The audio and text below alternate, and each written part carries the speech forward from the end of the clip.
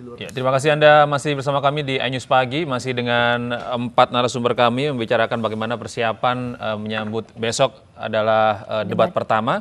Tadi kita sudah akan mendapatkan tanggapan dari Bung Andre, lalu bagaimana soal isu HAM nih yang terus menjadi sorotan, yang seperti Anda bilang menjadi seperti berulang-ulang gitu dari tahun ke tahun. Ya, memang isu HAM ini menarik ya, bahwa selalu dikaitkan sekali 5 tahun menjelang pemilu, setiap pemilihan 2009. Kalau 2009 nggak terlalu ya, karena waktu itu Bu Mega bersama Pak Prabowo. Tapi 2014, 2019, setiap menjelang pemilu, kaset rusak atau nasi basi ini diulang-ulang terus ya. Padahal kita tahu pengadilan militer sudah menyebutkan bahwa Pak Prabowo tidak terlibat kasus penculikan ya. Pelakunya sudah dihukum, dipecat. Terhadap 9 orang yang diculik. 9 orang itu hidup, Bang Rasman ya. 3 bergabung dalam Partai Gerindra, ada Haryanto Taslam almarhum. Beliau bergabung menjadi pendiri Partai Gerindra, anak beliau mau masuk periode ketiga jadi DPR RI, Putih Sari. Lalu ada Bang Desmond, sekarang sekretaris fraksi Partai Gerindra di DPR RI, yang juga wakil ketua Komisi 3 DPR RI. Lalu ada Bang Pius Lustri Lanang, anggota DPR RI juga dari Partai Gerindra, wakil ketua Komisi 10. Ini menunjukkan bahwa 3 tokoh yang pernah diculik oleh tim Mawar bergabung dengan Partai Gerindra. Bahwa intinya mereka merasa bersyukur mungkin diamankan oleh tim Mawar sehingga hidup sampai sekarang gitu loh. Dan tim Mawar ini sudah dipecat dan tidak ada kaitan dengan Pak Prabowo. Intinya apa? Mereka hidup sampai sekarang dan bersyukur malah bergabung dengan Pak Prabowo di Partai Gerindra. Nah, bicara soal 13 atau berapa orang yang masih hilang, kita tahu Panglima ABRI waktu itu namanya Pak Wiranto. Tentu Pak Wiranto sebagai pimpinan mengetahui tim mana yang bisa melakukan aksi, melakukan pengambilan yang menyebabkan akhirnya ada yang hilang dan tidak ditemukan sampai saat ini. Kenapa Pak Prabowo yang dikejar? Tapi silahkan saja, proses pengadilan dibentuk, kita buka. Ya, semuanya jelas. Pak Prabowo pun siap kalau memang ada proses pengadilan, tapi ternyata kan memang ini kaset rusak yang memang hanya dipakai untuk kepentingan politik. Satu. Yang kedua, saya ingin menjelaskan soal DKP. Sidang DKP. Dewan Kehormatan Perwira itu ilegal Pak Ifdal Kasim. Ya, dasar hukumnya adalah Skep Panglima ABRI nomor 838 tahun 1995. Skep Panglima yang ditandatangani oleh Jenderal Faisal Tanjung. Itu jelas menyebutkan bahwa untuk DKP itu harus ada 3 orang yang pangkatnya di atas terperiksa. Nah, faktanya hanya 1 orang yang pangkatnya di atas terperiksa sebagai jenderal, sisanya letnan jenderal yang sama dengan Pak Prabowo. Itu satu ya. Itu pelanggaran. Yang kedua adalah bahwa DKP itu hanya bisa dilakukan untuk panglima perwira menengah, bukan perwira tinggi. Sehingga DKP itu ilegal, inkonstitusional, yang hanya dipakai kepentingan saudara Wiranto untuk mendiskreditkan dan menghancurkan karir Pak Prabowo. Bentar, saya belum selesai. Yang kedua adalah kalau kita lihat pengakuan Jenderal Muldoko atasannya Pak Ifdal sekarang di KSP, 2014 Jenderal Muldoko menyampaikan secara terbuka, dan Kapus Pennya Mayor Jenderal Fuad Buasa menyatakan bahwa dokumen DKP itu tidak pernah ditemukan dan tersimpan dalam Sekretariat Umum Mabes TNI. Bahkan di Dephan pun tidak pernah disimpan. Mungkin disimpan di rumah Pak Wiranto di Bambu Apus itu. Ini menunjukkan apa? Kita langsung tanggapan kepada ini menunjukkan ini hanya politisasi terhadap Pak Prabowo, kepentingan politik Pak Wiranto terhadap Pak Prabowo. Baik, silakan Pak. Halo. Ya, silakan Bung Rasman. Ya, jadi saya pikir kalau masalah HAM 98 itu selalu diidentikan dengan seorang Prabowo. Masalah Pak Wiranto itu kalimat yang dibawa-bawa dan ditambah-tambahi saja. Faktanya Prabowo itu diberhentikan dari perwira tinggi. Artinya apa? Ada korelasi, bahkan SBY ikut itu. Dan saya tahu juga ada Profesor Letnan Jenderal yang sekarang menjadi Watipres, Pak Yusuf Kartanegara. Artinya apa? Bahwa ini pelanggaran perlu diusut tuntas. Hanya saja saya lihat bahwa dalam proses Pilpres itu selalu muncul ke permukaan. Kali ini saya berharap jika Jokowi Ma'ruf terpilih, maka ini harus dituntaskan setuntas-tuntasnya.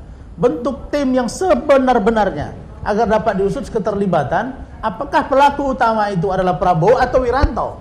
Kita tidak masalah kalau Wiranto memang terlibat. bahwa dia berada di pemerintahan sekarang, sikat aja, nggak ada urusan. Masih banyak kader terbaik di bangsa ini itu. Bang Rasman, kita tahan dulu, kita kasih kesempatan Pak Ifdal. Ya, saya kira kita tidak bisa melihat apa yang sudah terjadi itu secara post factum. Karena menurut saya keputusan DKP dan berdirinya DKP itu pada saat itu legal. Bahwa sekarang diinterpretasikan itu ilegal, saya kira yang menginterpretasikan itu ilegal itu bisa melakukan komplain sebetulnya. Jangan pada saat sekarang, karena itu semua sudah terdokumentasi dengan baik dan itu yang menjadi referensi. Dan di dalam keputusan DKP itu disebutkan bahwa keputusan melakukan penculikan itu atas inisiatif sendiri, jadi bukan dari Panglima yang saat itu menjabat. Jadi saya kira menilai kembali apa yang sudah berjalan itu memang akan menimbulkan banyak interpretasi terhadap itu. Tapi selagi belum ada keputusan mengkoreksi keputusan itu, maka itu sesuatu yang legal. Ya. Baik, Mas Wadi, silakan tanggapan Anda. Saya kira soal HAM masa lalu tidak perlu diperdebatkan panjang lebar. Kalau tuntutannya tadi hanya membentuk tim gabungan pencari fakta, saya kira Pak Prabowo tidak keberatan untuk sekedar membentuk tim itu. Jokowi pun juga tidak keberatan. Jadi tidak perlu diperdebatkan lagi menurut saya. Pak Suparji, ke pengadilan pun Pak Prabowo tidak keberatan. Permasalahannya yang kita sampaikan, Anda berjanji 2014 akan menyelesaikan kasus pelanggaran HAM masa lalu. 4 tahun Anda berkuasa, Anda tidak melaksanakan, lalu tiba-tiba Anda mau nyalon lagi, Anda janji lagi gitu loh. Ya, Pak Parji silakan. Ya, jadi terhadap masa lalu saya kira mungkin sudah clear ya, tidak perlu diperdebatkan. Kedua pasangan ini baik satu maupun dua, saya kira tidak ada keberatan seandainya untuk tim gabungan pencari fakta. Yang perlu diperdebatkan adalah bagaimana pemenuhan terhadap hak asasi manusia kita yang secara mendasar, hak-hak warga negara. Masih banyak orang yang tidak punya rumah layak, masih banyak pendidikan yang terbelakang, banyak ham-ham adat yang tidak terpenuhi dan sebagainya. Itu sebetulnya harapan rakyat yang perlu dimimpikan, perlu dijanjikan oleh para calon presiden ini. Bukan persoalan pribadi Prabowo dan Jokowi yang kaitannya dengan masa lalu, apalagi itu. Ya, saya sepakat dengan yang disampaikan oleh Pak Suparji. Bagaimana kita melihat ke depan ya, bukan terus melihat masa lalu. Intinya soal pelanggaran HAM silahkan bikin pengadilan, kita ikuti. Itu pertama. Yang kedua, bagaimana ke depan kita melihat pemerintah Pak Prabowo dan Bang Sandi 2019 ke 2024 ini harus bisa menyelesaikan soal pertama ya, ini disampaikan oleh Pak Suparji tadi, soal ketidakadilan. Sekarang degradasi hukum ya, soal pemberantasan korupsi. Ini kan bukan hanya HAM. Bagaimana sekarang korupsi? Kita lihat indeks persepsi korupsi kita. 2016 skor kita 37 dari 90 negara, 2017 kita tetap skornya 37 dari 96 negara. Berarti ada penurunan. Kita lihat bagaimana sekarang ya. Bahwa kriminalisasi atau ketidakadilan di mata hukum dirasakan. Hukum hanya sekedar tajam kepada kubu Pak Prabowo atau oposisi yang bertentangan dengan pemerintah. Sebentar, Pak. Lalu hukum seakan-akan kumpul. Sebentar, Pak. Gitu loh. Contoh saya kasih. Bang, Andre ngomong terus dari tadi saya kasih contoh, Bang. Saya kasih contoh ya. Siapa kriminalisasi itu? Saya kasih contoh. Al-Khotot. Saya pengacara Habib Rizik, mana kriminalisasinya? Al-Khotot ditangkap di hotel Hotel Indonesia. Sampai di berbulan-bulan ditahan, sampai sekarang tidak sampai ke pengadilan. Yang kedua, Sri Bintang Pamungkas ditangkap di rumahnya. Saya ikut jadi pengacara Sri Bintang Pamungkas pada waktu itu. Ditahan berbulan-bulan sampai sekarang tidak masuk pengadilan. Apakah itu cara-cara sesuai dengan proses hukum? Ini cara-cara kriminalisasi. Ini cara-cara otoriter. Itu yang dilakukan oleh pemerintah Pak Jokowi gitu loh.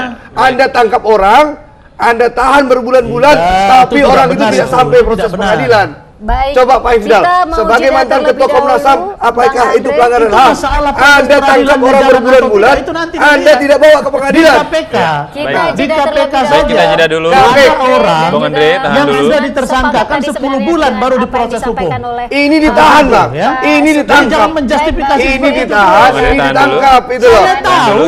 Jadi Anda jangan menangkap orang, Anda tidak bertanggung jawab. Itu cara-cara rezim otoriter. Baik, kita tahan dulu. Nanti kita akan beri kesempatan kepada Bung Rasman. Status mereka sekarang masih tersangka.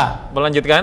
Dan pemirsa kami masih akan jadi status kembali. Mereka sekarang masih dalam ya. Ya, kami masih akan kembali untuk memberikan nanti kesempatan khusus kepada masih dalam proses status tersangka. Baik, kita jeda dulu ya Bang Rasman. Gimana nih saya bicara nih? Baik. Singkat saja ya, singkat saja. iklan dulu kita. Ya, kita tahan dulu, kita tahan. Karena kita masih ada yang harus dibahas soal korupsi dan juga soal teroris gitu ya.